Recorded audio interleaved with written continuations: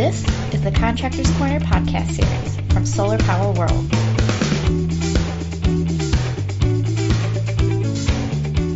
Welcome to another edition of Contractors Corner. I'm Solar Power World Editor-in-Chief Kelly Pickerel, and today I'm talking with Luke Arthur, who is CEO of Simple Solar, a primarily residential contractor in Missouri. So very nice to talk with you today, Luke. Thanks, Kelly. It's good to be with you, and I appreciate the chance to talk with you. Awesome. Well, I understand that you personally have some history in the solar industry, so why don't you talk a little bit about what led to you starting Simple Solar in 2017? Yeah, sure. So I've been in solar since 2012. I helped start another solar company before Simple Solar, and I was one of the founding members there, and then we grew that company to be pretty large. In that company, I did several different roles. I was CFO at one point. The last job I did there was COO, so I was in operations and overseeing the installations and fulfillment side of the business, that kind of thing.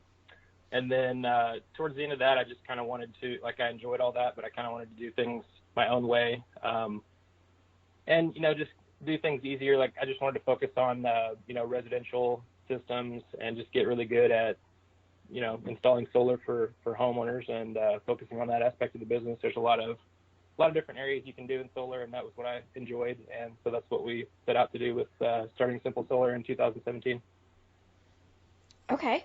So since you do kind of have that experience across all areas, what aspects of installation are you completing with Simple Solar? Are you doing sales, installation, commissioning, everything? Yeah, so we do pretty much the whole process from start to finish. So right from the beginning, we do our own marketing, acquiring leads, acquiring customers. We set the appointments internally, kind of start the pre-sale, process and the relationship with the customer. Then we sell it with our sales staff. We design the system, do the net metering, permitting, installation, and then setting up the monitoring and commissioning the systems, and then ongoing support, on the back end when they have any questions or concerns as we go. Okay. So obviously with the name, a goal of Simple Solar is to keep everything simple. So how are you going about doing that, and maybe where were other companies falling short? Yeah, so I don't know necessarily that other companies are doing anything falling short necessarily, but we just wanted to make things simple for ourselves in running the business, and also simple for the customer to understand what they were getting, and just to keep the whole process simple from start to finish. So whenever we set out with this whole simple mantra, we didn't want to necessarily be like a jack of all trades and do a little bit of everything. We wanted to just get really good at one thing, and then once we got good at that, grow strategically from there. And that one thing we started out with was residential solar. And then I think just simplifying the solar idea for people. Like in Missouri, there's not a whole lot of it's not one of the more established markets, like in California, where people are really familiar with solar and know a lot about it. So we kind of have to educate people from the beginning of the process. And so there's this misconception with a lot of people that solar is complicated or complex and hard to understand, and they're going to have a lot of paperwork, or they're going to have to do a lot of research to figure out what panels and all this stuff. And we just try to simplify that process for them right from the beginning. So even in our our marketing, our imagery, our branding and stuff like that is clean and simple. The sales process, we try to just offer a base package of the products that we find work the best, and then have one other option for a upgraded panel or a different inverter. So we don't try to get real deep in the weeds and sell them on bells and whistles and technological advances and stuff like that, because a lot of the customers we talk to don't really know anything about solar, and they're trusting us to teach them what's best for them. So that's what we try to do, is keep that process simple. With the projections, we try to give customers a realistic idea of what their system's going to do over the life of their system, and just focus on the big takeaways, this is how much you're going to save over the life of your system, not necessarily this month you're going to save $3 versus this month you're going to save $15. We try to look at the big picture. And then also, once they decide they want to go with us, the process of doing the paperwork, we try to keep it simple by sending it over through DocuSign. We handle all the net metering paperwork, fill everything out for them. Try not to overwhelm them with all these things that they need to do. So basically, we just sell it to them as, we're going to teach you about solar. You're going to sign a few documents, and then at some point in the future, you're going to have, a solar system that's working and saving you money, on your house installed. Mm-hmm. So you have been doing a lot of residential, but you mentioned like you focused on residential first. Have you graduated into some larger or commercial projects? Yes, yeah. So we started on residential. We've done a few commercial projects. It's still not the bulk of what we do. Still, I'd say probably 90% or whatever is in that range, residential, with the rest being commercial. And then we also do some installation, like for other companies, just on the subcontracting side. Like we'll just do the installation while someone else does the sales. So that's evolved to be another part of our business. Okay. So you mentioned the Missouri market is an incredibly educated. So how else is that market? Is there a lot of people interested in solar? Yeah, there are a lot of people interested. So when I first started here, it was kind of like the Wild West of solar. Like there was not really hardly anyone else selling solar, and nobody really knew about it. And then over the years, more people have become familiar with it. Like there's been lots of installations over the years, in our area, and so people will go, see an installation as they drive to work or something, and that, triggers the thought that, hey, solar is maybe a viable thing for me too, and so then they start looking into it. So I wouldn't say that the majority of the customers we talk to are very knowledgeable about like brands or types of technology or anything like that. It's just more of a, inquiring to find out, if solar could work for me and how does it work and that kind of thing. So there's not really, another thing is a lot of the smaller like utilities, there's several co-ops in our area and one investor-owned utility and then several municipalities, and none of them have really consistency as far as standards or permitting or any net metering, anything like that. There is a Missouri net metering law, but as far as permitting and all that, there's no consistency. So it's kind of, you have several different processes to figure out to install solar here. And then just the customers, they just rely on us to, to educate them about, what they need and that kind of thing. And then that's pretty much the gist of the Missouri solar market. Not real experienced, but it's getting there, and it's definitely become a lot more established over the years I've been here.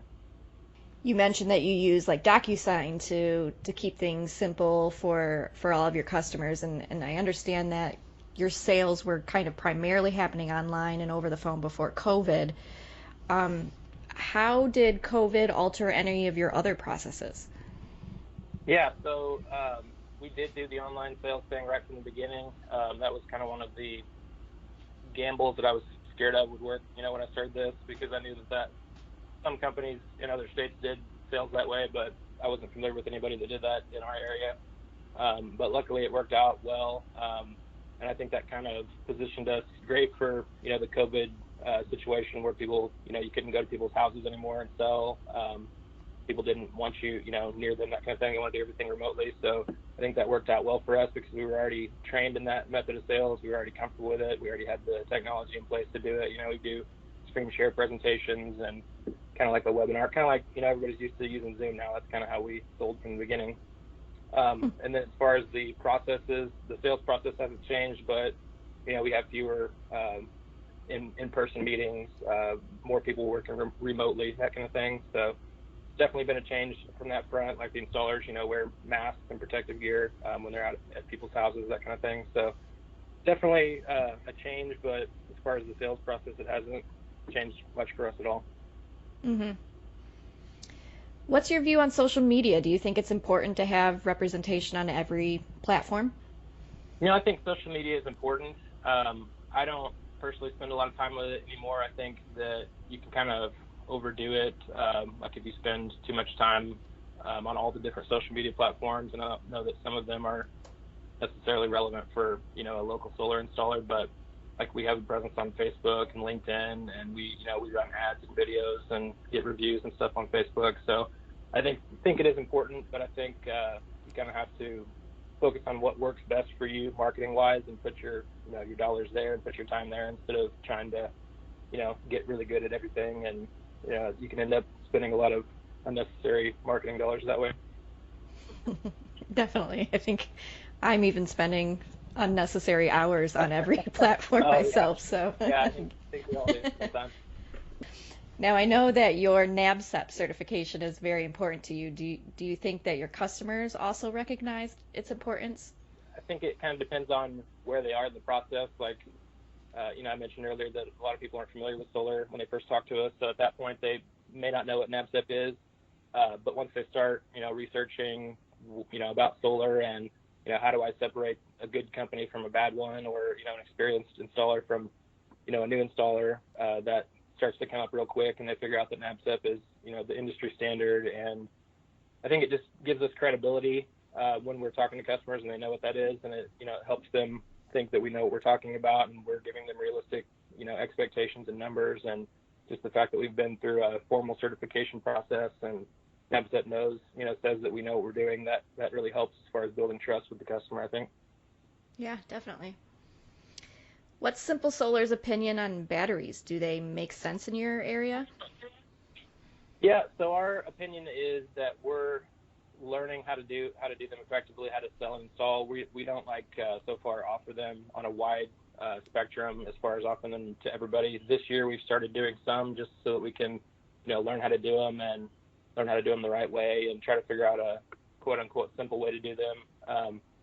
So we're not experts in that area, but we are getting into it. I think that batteries are definitely important in the future of solar, and I see that becoming a huge thing. And we've had a lot more demand, people, interested in them since COVID hit. There's, people are thinking about, prepping and being prepared and that kind of stuff with all the craziness lately, and we've had a lot more interest in them. But yeah, we're not experts in them by any means yet, but I do want to get into that field and, grow our knowledge and our ability there. Mm-hmm.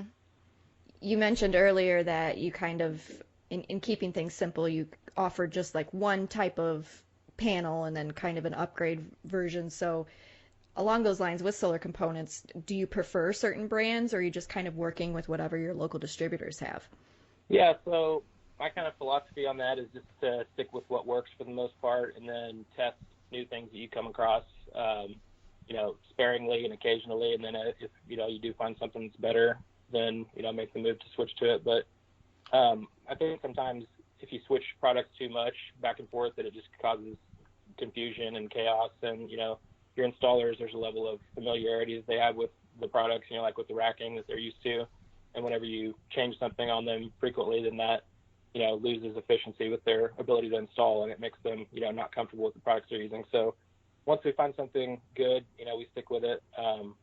But, like with panels, we use tier 1 panels, and panel availability is kind of crazy now, especially with COVID. So we've had to switch a few times, but we usually, have like a base level tier 1 panel and then a larger wattage tier 1 panel. And then on the inverters, we usually use string inverters as the base model, and then we'll offer, an upgrade to in-phase micros. But yeah, as far as when to try new things, like I used to, back when SPI was actually, an in-person thing to go to, I would go to that and see different things. And, there's this temptation to try all these new products and that kind of thing. And we have found some good products by doing that. But I think you just have to test them out in the field and see, what your guys like, what your installers are comfortable with, and what, if it really does make you more efficient and or save you, costs, that kind of things. You just kind of have to look at the whole picture and then decide what's best for you and your company and your customers. What are Simple Solar's plans for the next few years? What are you hoping to accomplish? Well, a few things. I would say we want to keep growing, our customer base in Missouri. We've developed a pretty good reputation in the area, and I think it's started to create more referrals and more, word of mouth about us being a quality, solar installer in Missouri in the southwest part. But then from there, we can keep, expanding into other geographic regions that are close to us, like different parts of Missouri. This year we started into northwest Arkansas and Illinois, southwest Illinois area. So I think there's room for us to just keep, growing from this area slowly. I don't want to get too big too fast, but I think there's more opportunities there geographically. And then I think, like I mentioned earlier, we're doing subcontract installations for some other out-of-state companies that do sales in Missouri. I think there's huge opportunity there to keep growing that part of the business. And I like that just because it's, fun to partner with other companies, and, they just have a pipeline of sales that you can install and do a good job. And that's one thing that we're really good at is fulfillment and installation. I think a lot of companies, want to do the sales, but don't necessarily like the delivery or aren't, that organized or good at that part. And we're good at that. So I think that gives us an advantage. And I think that's something that we could continue to grow as we grow. Awesome. Okay. Thanks so much for talking to me today, Luke. Yeah, no problem. I appreciate it.